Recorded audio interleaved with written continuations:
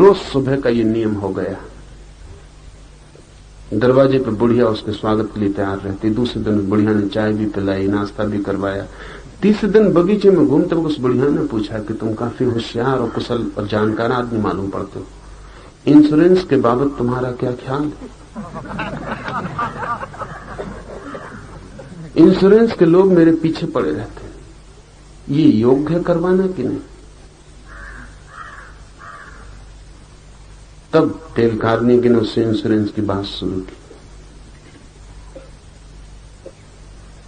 लेकिन अभी भी कहानी कि मैं इंश्योरेंस का एजेंट हूं, क्योंकि उससे ना का भाव पैदा हो सकता है। जिंदगी भर जिसने इंश्योरेंस के एजेंट को इनकार किया हो, उससे ना का भाव पैदा हो सकता है।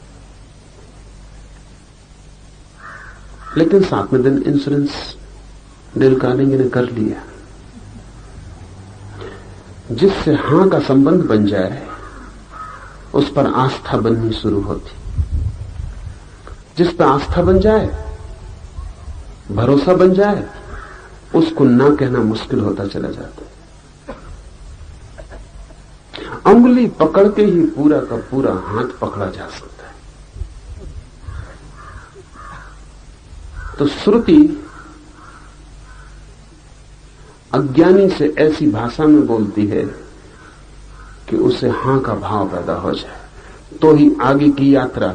अगर सीधे कहा जाए न कोई संसार है, न कोई देह है, न तुम हो, अज्ञानी कहेगा कि बस अब काफी हो गए। इसमें कुछ भी भरोसे योग्य नहीं मालूम होता। इसलिए श्रुति कहती है अज्ञानी से देह आदि सत्य है, तुम्हारा संसार बिल्कुल सत्य है। अज्ञानी की रीढ़ सीधी हो जाती है, वो आश्वस्त होकर बैठ जाता है कि यह आदमी खतरनाक नहीं, और हम एकदम गलत नहीं है। क्योंकि किसी को भी ये लगना बहुत दुखद होता है कि हम बिल्कुल गलत हैं। थोड़े तो हम भी सही हैं, थोड़ा जो सही है उसी के आधार पर आगे यात्रा हो सकती है। लेकिन आप बिल्कुल गलत हैं। ज्ञानी का अनुभव यह है कि आप बिल्कुल गलत हैं, 100% गलत हैं। मगर ये कहने का मतलब ये होगा कि आगे कोई संबंध नहीं जोड़ सकता। इसलिए ज्ञानी कहता है कि नहीं, आप काफी दूर तक सही है। शरीर है, संसार है, सब है, इसमें कोई आपकी भूल चूक नहीं। भूल जरा सी है, और वो ये है कि आप शरीर को आत्मा समझ बैठे। अज्ञानी में हां का भाव पैदा हो जाता है। वो कहता है कि बहुत दूर तक तो मैं भी सही हूं, थोड़ा सा ही फर्क है मुझ में और ज्ञानी में कि मैं शरीर को आत्मा समझ बैठा हूं। और अज्ञानी भी चाहता है कि शरीर को आत्मा न समझे, क्योंकि शरीर सिवाय दुख के कुछ और देता नहीं। और फिर शरीर मरता भी है, मृत्यु भी आती है, तो वो चाहता भी है खोजना कि उसका पता चल जाए, जो शरीर नहीं है तो अमरत्व का भी पता चल जाए। और फिर ज्ञानी कहता है कि परम आनंद है उस आत्मा को जान लेने में जो शरीर नहीं। तो अज्ञानी का लोभ भी जगता है, वो भी उस परम आनंद को जानने के लिए उत्सुक हो जाता है। तब यात्रा शुरू होती। लेकिन यात्रा ऐसी है कि जैसे जैसे अज्ञानी उसमें बढ़ता है, वैसे वैसे उसे पता चलता है कि जो ज्ञानी ने हां भरा था कि देह है, वो है नहीं। जो संसार हां भरा था, वो है नहीं।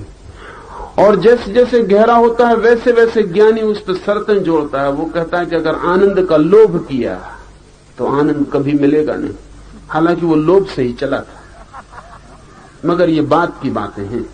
जब रास्ते पे चल पड़े, थोड़ी दूर यात्रा कर ली, लौटना भी मुश्किल हो गया, क्योंकि ये रास्ता ऐसा, इस पर लौटना नहीं हो सकता। जितना आपने जान लिया उसको फिर से अनजाना नहीं किया जा सकता। ज्ञान से वापसी असंभव है। तो जहां तक आप आ गए वहां से आगे ही जाया जा सकता है, पीछे नहीं जाया। और बड़े मजे की बात यह कि अज्ञानी जब रास्ते पर चलने लगता है तो जितने कष्ट में वो कभी नहीं था, आगे बढ़ के उतने कष्ट में पड़ जाता है। क्योंकि पहले जो कुछ था गलत ही था, लेकिन सब साफ था। जैसे ही आगे बढ़ता है तो पिछला तो सब धुंधला और व्यर्थ हो जाता है, मध्य में अटक जाता है, पीछे लौट नहीं सकता। आगे जाने के सिवाय कोई उपाय नहीं। इसलिए फिर ज्ञानी जो जो शर्तें देता है वो पूरी करनी पड़ती है। कहता लोभ छोड़ दो, तो आनंद होगा। हालांकि पहली दफा ज्ञानी ने लोभ ही जगाया था कि परम आनंद। कहां पड़े हो नरक में, कहां पड़े हो दुख में, पास ही है अमृत का झरना, आ जाओ। तो वो दुख तो छोड़ने की आशा में, सुख पाने की आशा में, आनंद से लगा कि बड़ा सुख होगा वहां, इस आशा में बढ़ता है। ये लोभ ही है। लेकिन थोड़ी ही देर में ज्ञानी कहता लोभ बिल्कुल छोड़ दो, आनंद मांगना मत, नहीं तो मिलेगा कभी नहीं। अब बड़ी मुश्किल हुई, पीछे लौटा नहीं जा सकता। मन होता है कि वो सुख ठीक था, लेकिन अब वहां सुख दिखाई पड़ नहीं सकता, अब वहां दुख साफ दिखाई पड़ने लगा। तो जो था हाथ में वो छूटता है, और जो मिलने की आशा से छोड़ा था वो मिलता दिखाई नहीं पड़ता। और अब ज्ञानी कहता है कि आशा भी छोड़ दो मिलने की, छोड़नी ही पड़ेगी, पीछे लौट नहीं सकते, छोड़नी ही पड़ेगी। ऐसा इंच इंच ज्ञानी आपके गलत मोहों को तोड़ता है और धीरे धीरे धीरे धीरे वहां ले जाता है जहां अगर आपसे पहले ही कहा जाता कि ले जा रहे हैं तो आप कभी न गए होते। बुद्ध ने ऐसी भूल की है। बुद्ध से ज्यादा सीधी सीधी बात कह देने वाले लोग बहुत कम हुए, इसलिए बुद्ध धर्म भारत में टिक नहीं सका। नहीं टिकने का कारण सिर्फ यही कि अज्ञानी के साथ जो कुशलता बरतनी चाहिए वो बुद्ध ने नहीं बरती। बुद्ध को जो अनुभव हुआ था उन्होंने सीधा सीधा कह दिया। उसका कारण बुद्ध ब्राह्मण घर में पैदा नहीं हुए थे। ब्राह्मण पुराने चालाक है, लंबा उनका धंधा है, ओल्डेस्ट। इस दुनिया में ज्ञान का धंधा उन्होंने सनातन से किया है। वो कुशल है, उन्हें पता है कहां से बात करनी। ये थे छत्री के बेटे, बाप दादों ने कभी ये धंधा किया नहीं था, इसकी कोई कुशलता ना थी। धंधे में नए नए आए थे, नई दुकान थी, ग्राहक से क्या कहना, कैसे ग्राहक को पटा लेना, उसका बुद्ध को कोई पता नहीं था। कह फंसे, जो सीधा सीधा था वैसे कह दिया। क्या कहा बुद्ध ने आपको पता? बुद्ध के पास कोई आता कि मुझे आत्मा को पाना है, बुद्ध कहते आत्मा है ही नहीं, पाओगे क्या खाक। वो आदमी गया, क्या हो गया, आत्मा तो है। यहां तक भी समझ लेते कि शरीर नहीं, आप कह रहे हैं आत्मा भी नहीं। बुद्ध के पास कोई आता और पूछता कि मोक्ष में आनंद तो बहुत होगा ना। बुद्ध कहते कैसा मोक्ष, कैसा आनंद, शून्य रह जाता है, न कोई आनंद न कोई मोक्ष। क्योंकि जहां तक आनंद का पता चलेगा वहां तक दुख रहेगा, रहेगा ही, क्योंकि पता विपरीत का चलता है। तो बुद्ध कहते वहां कोई आनंद वगैरह नहीं। तो वो जो आदमी आया था लोभ की थोड़ी सी आशा बांध के, उसको बिल्कुल तोड़ दिया दरवाजे पर। वो भीतर ही नहीं जाता। वो कहता जब आनंद भी नहीं बचेगा तो ये क्षणभंगर सुख भी क्या बुरा है, शाश्वत सुख है नहीं, क्षणभंगर सुख है। ज्ञानियों ने सदा उसके क्षणभंगर सुख को तोड़वाया था शाश्वत सुख के लोभ में। बुद्ध ने कहा कोई शाश्वत सुख वगैरह है ही नहीं, सुख है ही नहीं, न क्षणभंगुर कोई सुख है न शाश्वत कोई सुख है, तुम धोखे में हो। तो उस आदमी ने कहा कि क्षमा करिए, जो भी पास है उसको ही संभाले। हाथ की आधी रोटी स्वर्ग की पूरी रोटी से बेहतर है। और आप कहते हो ना कोई स्वर्ग है ना कोई पूरी रोटी, तो आधी रोटी हम क्यों छोड़े?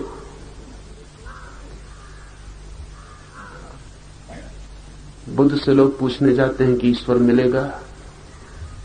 बुद्ध कहते हैं कोई ईश्वर नहीं। बुद्ध के पास जब पहली दफा सारीपुत्र गया तो ब्राह्मण का बेटा था, ज्ञानी था, जानकार था। उसने बुद्ध से कहा कि अगर कुछ भी नहीं है, शून्य ही शून्य है, तब तो फिर हमें संसार को बचाने की कोशिश करनी चाहिए, कम से कम कुछ तो है। और आप अजीब बात कर रहे हैं, सब छीनना चाहते हैं और देने का कोई भी वायदा नहीं, तो कौन आएगा? तो वो ब्राह्मण का बेटा था, उसने कहा आएगा कौन? सब छुड़वाना चाहते हैं, सब कहते हैं छोड़ दो, और पाने की जब हम पूछते हैं तो आप कहते हैं पाने को कुछ है नहीं। तो छोड़ेगा कोई किस लिए?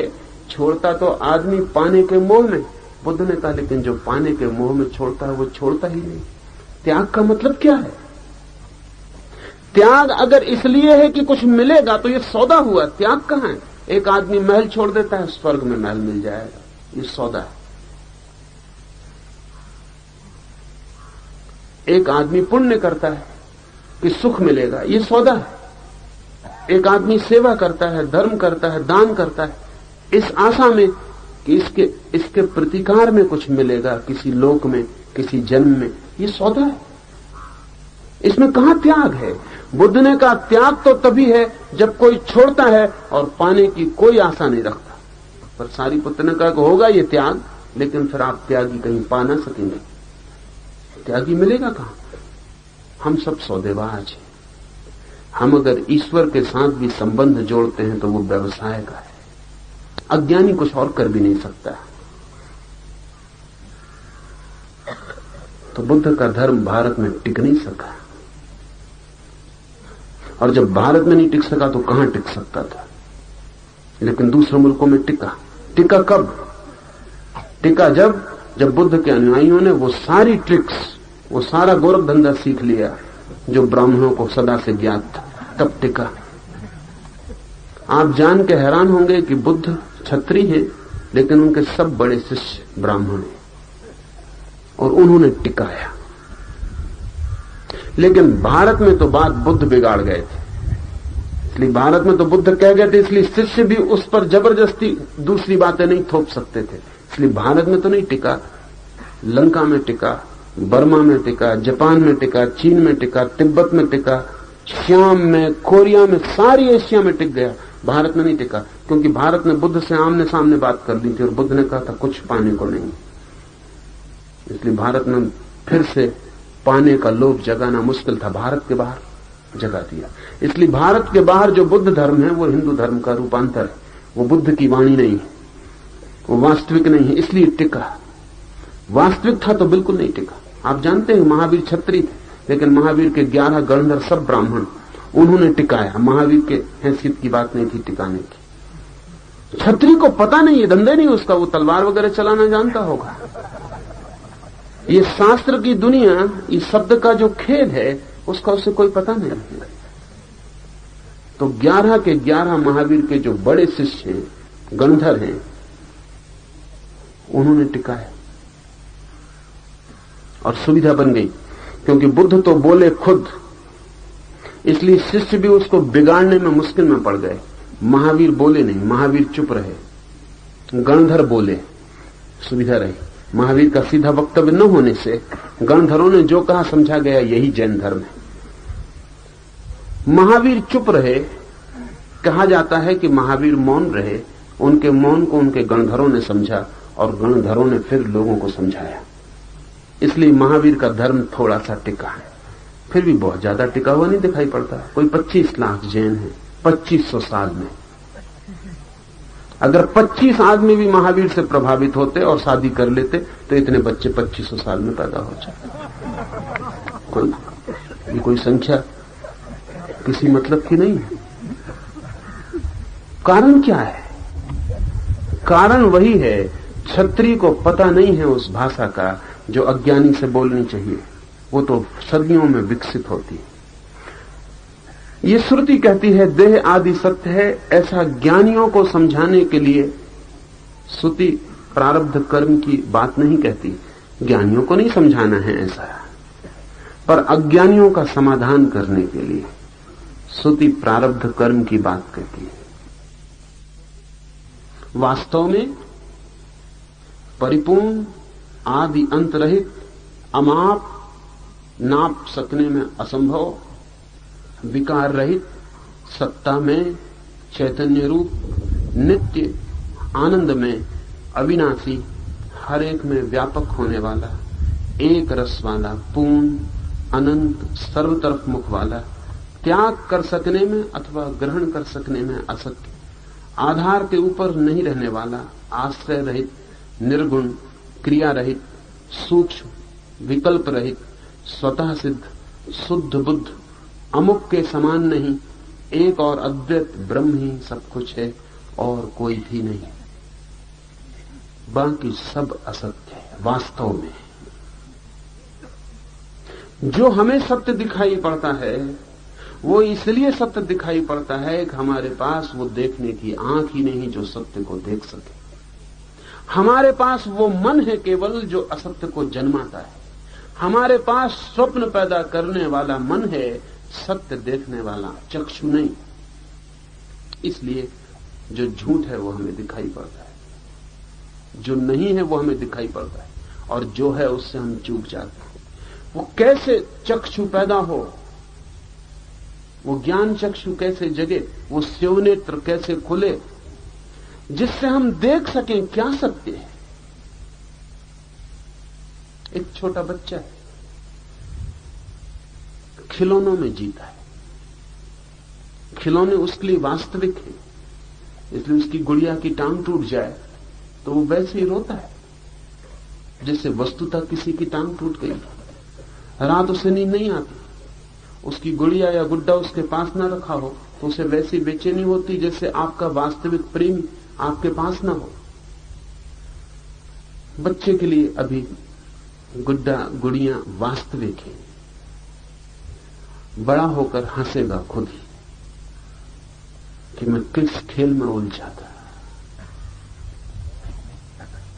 बड़ा होकर खुद ही गुड्डे गुड़ियों को भूल जाएगा, वो कचरे के कोने में पड़ जाएंगे, फेंक दिए जाएंगे, रोएगा नहीं। क्या हुआ, क्या गुड्डा गुड़िया वही है, इसको क्या हुआ, इसकी बुद्धि ऊपर उठी, ये ज्यादा देखने में समर्थ हुआ। लेकिन सिर्फ इतने से ही कुछ फर्क नहीं हो जाएगा। गुड्डा गुड्डी की जगह दूसरे गुड्डा गुड्डी आ जाएंगे, ज्यादा जीवित होंगे। एक दिन गुड़िया को छाती से लगा के सो गया था, फिर किसी स्त्री को छाती से लगा के सो जाएगा। गुड्डे गुड़िया बदल जाएंगे, लेकिन चित्त, फिर इस चित्त के भी ऊपर उठने का उपाय है। बहुत कम लोग उठ पाते हैं। बचपन से तो सभी लोग जवान हो जाते हैं। क्यों? क्योंकि जवानी के लिए आपको कुछ करना नहीं पड़ता, वो प्राकृतिक विकास है। अगर आपको ही जवान होने के लिए कुछ करना पड़े तो इस दुनिया में 2-4 आदमी जवान मिलेंगे, बाकी सब बच्चे रह जाएंगे। आपको कुछ नहीं करना पड़ता, जवानी मजबूरी, आप बढ़ते चले जाते हैं, आप कुछ कर नहीं सकते, रोक नहीं सकते, इसलिए जवान हो जाते। लेकिन आध्यात्मिक होश नहीं आता, क्योंकि उसके लिए कुछ आपको करना पड़ता है। कुछ करेंगे तो वो विकास आपके निर्णय पर निर्भर है। प्रकृति उसको थोपती नहीं आपके ऊपर, आपकी स्वतंत्रता पर छोड़ दिया है। इसलिए 2-4 लोग बुद्ध और कृष्ण और क्राइस्ट हो पाते हैं, क्योंकि श्रम, साधना, जिस दिन आप जाग के देखेंगे उस दिन सारा जगत आपको बच्चों का खेल जैसा मालूम पड़ेगा। उतनी प्रौढ़ता के स्तर पर चीजें पीछे की झूठी होती चली जाती हैं। इस सूत्र कहता है वास्तव में तो एक ही है ब्रह्म, और इसके बाबत कुछ बड़ी महत्वपूर्ण सूचनाएं दी हैं। इस एक ब्रह्म के बाबत अनेक तो हमारी परिचित हैं, उनकी मैं चर्चा नहीं करूं। परिपूर्ण, आदि अंत रहित, अमाप, विकार रहित, सत्ता में, चैतन्य में, नित्य, आनंद में, अविनाशी, हर एक में व्यापक, एक रस वाला, पूर्ण, अनंत, सर्व तरफ मुख वाला। ये हमारी परिचित शब्द हैं जो ब्रह्म के लिए हमने उपयोग किए। लेकिन इसमें कुछ 2-3 लक्षण बड़े अद्भुत हैं। त्याग कर सकने में अथवा ग्रहण कर सकने में असत्य, ये बड़ी महत्व की बात है। जिसे आप छोड़ ना सके और जिसे आप पकड़ भी ना सके, ऐसा। इसका क्या मतलब हुआ? मेरे पास लोग आते हैं, वो कहते हैं ईश्वर को खोजना है। मैं उनसे पूछता हूं खोया कब, कहां? क्योंकि जिसे खोया हो उसे खोजा जा सकता है, जिसे खोया ही ना हो बड़ी मुश्किल की बात। वो कहते नहीं खोया कहां, कब, कुछ पता नहीं। तो मैं उनसे पूछता हूं पहले इसका तो पता करो, खोया भी है कभी? खोया हो अगर पक्का करके आओ तो मैं खोज की तरकीब तुम्हें बता दूं, और तुमने खोया ही ना हो मैं तुम्हें खोज की तरकीब बता दूं तो तुम मुश्किल में पड़ जाओगे, क्योंकि तुम खोजने निकल जाओगे उसको जिसे कभी खोया नहीं, तो कैसे खोज पाओगे, और तुम्हारी खोज तुम्हें भटका देगी। परमात्मा है हमारा स्वभाव, उसे हम खो कैसे सकते हैं? हम भूल सकते हैं, विस्मृत कर सकते हैं, खो नहीं सकते। इस फर्क को समझ लो। विस्मरण हो सकता है, ध्यान ना दिया हो, बहुत दिन तक भूल गए हो कि कौन भीतर छिपा है, इतने निकट है हमारे कि ध्यान देने की जरूरत ना पड़ी हो, दूर की बातों पर नजर लगी रही हो, पास का स्मरण ना रहा हो, यह हो सकता है, लेकिन खो नहीं सकते। इसलिए संतों ने कहा है उसका स्मरण ही काफी है, खोजने की कोई जरूरत नहीं। इसलिए नानक ने, कबीर ने, दादू ने, रैदास ने नाम स्मरण पर जोर दिया। नाम स्मरण का कुल मतलब इतना है कि जिसे खोया नहीं उसे खोजने की तो बात करो मत, सिर्फ उसको स्मरण करने की फिक्र करो। पुनर्स्मरण, वो भी स्मरण नहीं, पुनर्स्मरण है, वो सदा मौजूद ही है। ये सूत्र बड़ा अद्भुत और क्रांतिकारी है। त्याग कर सकने में अथवा ग्रहण कर सकने में अशक्य, जिसे हम खो नहीं सकते वही है स्वभाव। अगर खो सकते हैं तो वो स्वभाव न रहा। अगर आग अपनी आग्नेयता को खो दे तो फिर वो उसका स्वभाव न रहा। अगर आग ठंडी हो तो कुछ और होगी, आग नहीं होगी। आग का आग्नेय होना उसका स्वभाव है, आकाश का रिक्त होना उसका स्वभाव है। स्वभाव का अर्थ यह है कि चाहे कुछ भी हो जाए, जिससे हम अलग नहीं हो सकते। जिससे हम अलग हो सकते हैं वो हमारा स्वभाव नहीं। इसे बहुत गहरे में बैठ जाने दें इस विचार को। जिससे हम अलग हो सकते हैं वो हमारा स्वभाव नहीं। जिससे हम जुड़ सकते हैं वो हमारा स्वभाव नहीं है, क्योंकि जिससे हम जुड़ सकते हैं उससे हम टूट सकते हैं।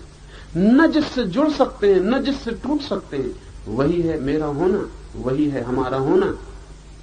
ब्रह्म हमारा होना है, उससे भागने का कोई उपाय नहीं, उससे बचने का कोई उपाय नहीं, उसे छोड़ने का कोई उपाय नहीं, उसे पाने का कोई उपाय नहीं। लेकिन अज्ञानी को अगर ये बात कही जाए तो वो कहेगा कि फिर ठीक, जिसे खोए नहीं खोजें क्यों, और जो सदा है ही उसको पाने की जरूरत क्या है। तो फिर ठीक है, हम अपने संसार में रहें, क्या जरूरत, पागलपन क्यों करें। नहीं तो अज्ञानी को यह नहीं कहा जा सकता है। अज्ञानी को यह कहा जाएगा खो दिया उसे तुमने, उसे तुम खो चुके हो। जो तुम्हारा वास्तविक होना है उसे खोजो। जब तक उसे न खोज लोगे तब तक तुम दुख में रहोगे। खोजो उसे। जब तक तुम परमात्मा को न पालोगे तब तक तुम्हारा जीवन विषाद, चिंता और संताप ही रहेगा। खोज की भाषा अज्ञानी को समझ में आती है, क्योंकि उसे लगता है कि ठीक, सब चीजें खोजता है, धन खोजता है, पद खोजता है, यश खोजता है। वो कहता है ठीक है, खोज तो अपनी जारी रहेगी, धन न खोजेंगे, धर्म खोजेंगे। अब अज्ञानी खोज की भाषा को समझता है। उसने जिंदगी भर जिंदगी खोजने का ही धंधा किया, काम किया, एक ही व्यवसाय रहा उसका, खोजो, आज इसे खोजो, कल उसे खोजो। वो कहता है ठीक है, धन भी खोज लिया, यश भी खोज लिया, पद भी खोज लिया, अब आप कहते हो कि इसमें मजा नहीं मिलता, और हमको भी अनुभव आता है कि मजा नहीं मिलता, अब हम तुम्हारा परमात्मा खोजते। ठीक, जैसे वो खोज पे निकलेगा, बाद में ये बताया जाएगा कि परमात्मा को तो खोजा नहीं जा सकता। जब तक तू खोज नहीं छोड़ देगा तब तक उसे पा नहीं सकता। अब वो मुश्किल में पड़ा, क्योंकि उसने धन की खोज छोड़ दी, पद की खोज छोड़ दी, यश की खोज छोड़ दी, वो व्यर्थ हो गई। इसी आशा में कि अब सार्थक खोज करूंगा, वो परमात्मा की खोज में आया। जब वो इस खोज में आगे आ गया और पीछे नहीं लौट सकता, अब धन की खोज में नहीं जा सकता, वो व्यर्थ हो गई। इसलिए तो इस तरफ आया, एक नई खोज की सार्थकता में। और अब उसका गुरु उसे कहेगा अब तू खोज छोड़ दे। पहले धन छोड़ा, पद छोड़ा, यश छोड़ा, आधी बात बचा ली थी, खोज। धन की खोज, धन छोड़ दिया था, खोज बचा ली थी। धन बाहर था, खोज भीतर थी। बाहर का छोड़ना आसान था, अब यह खोज भी छोड़ दे, क्योंकि जिसे तू खोज रहा है उसे कभी खोया ही नहीं। जब कोई खोज भी छोड़ के खड़ा हो जाता है तो तत्क्षण उसमें प्रवेश हो जाता है जिसमें हम सदा से हैं। परमात्मा हमारा होना है। इसलिए सूत्र बड़ा क्रांतिकारी और बड़ा कीमती है। त्याग कर सकने में अथवा ग्रहण कर सकने में असक्ति। बुद्ध को हुआ ज्ञान तो किसी ने पूछा कि क्या मिला, तो बुद्ध ने कहा मिला कुछ भी नहीं, जो मिला ही हुआ था उसी का पता चला है। मिला कुछ भी नहीं। बस यही बुद्ध की गलती। आपसे कह दें कि कुछ भी नहीं मिला तो आप कहेंगे चलो अपने काम पे लगो। 8 दिन खराब किए इस आदमी के साथ, ये कहता कुछ भी मिले ही नहीं। जब ज्ञान हुआ तो कुछ भी नहीं मिला, तो हम काहे के लिए मेहनत कर रहे हैं, श्रम कर रहे हैं, इतना उछल कूद, थकाए डाल रहे हैं अपने को, और ये आदमी कहता है कुछ मिलता नहीं। आखिर में बुद्ध ने कहा कुछ भी नहीं मिला। जिसने पूछा था उसने कहा कुछ भी नहीं मिला। तो फिर शिक्षा किसकी दे रहे हैं आप लोगों को? बुद्ध ने कहा इसी की। उस हालत में आ जाओ जब न कुछ पाने को रहे न कुछ खोने को रहे, और यह अनुभव हो जाए न कुछ पाया जा सकता न कुछ खोया जा सकता। पर यह ज्ञानी की समझ में आने वाली बात। आधार के ऊपर नहीं रहने वाला, आश्रय रहित, निर्गुण, क्रिया रहित, सूक्ष्म, विकल्प रहित, स्वतः सिद्ध, शुद्ध बुद्ध, ये भी हमारे परिचित शब्द हैं। अमुक के समान नहीं, किसी से उसकी तुलना नहीं की जा सकती। अद्वितीय, बेजोड़, ऐसा नहीं कहा जा सकता इसके समान। तो जितनी तुलना